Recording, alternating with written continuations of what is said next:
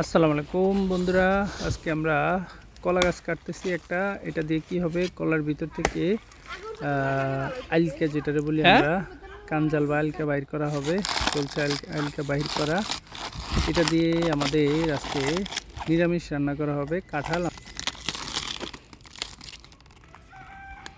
পর আমরা খুঁজতেছি আদামকুনি পাতা, মানে থামকুনি যেটা, ওটা পাইতেছি না, এখনো পাওয়া যাচ্ছে না। দুঃখিত, আমরা পুকুরের পাড়ে খুঁজতেছিলাম আদামকুনি পাতা, তাও পাই নেই। এবার দেখি কি করা যায়।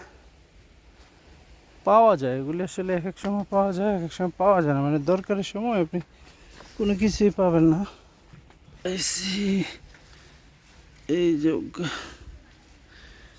এত অভাব,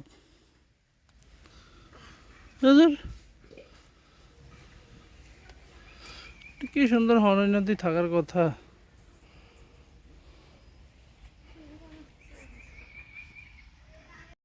এখন বন্ধুরা বেগুন তোলা হচ্ছে।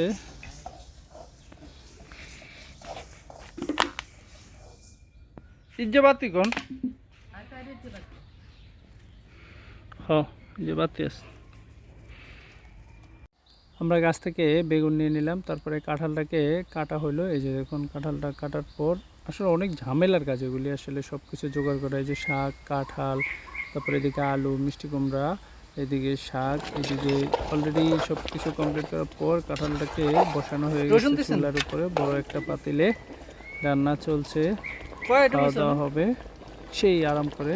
কাঁঠালের নিরামিষ বা বোতা আমরা যেটাই বলি না কেন, রেডি রেডি আমাদের কাঁঠালের তরকারি রেডি রেডি।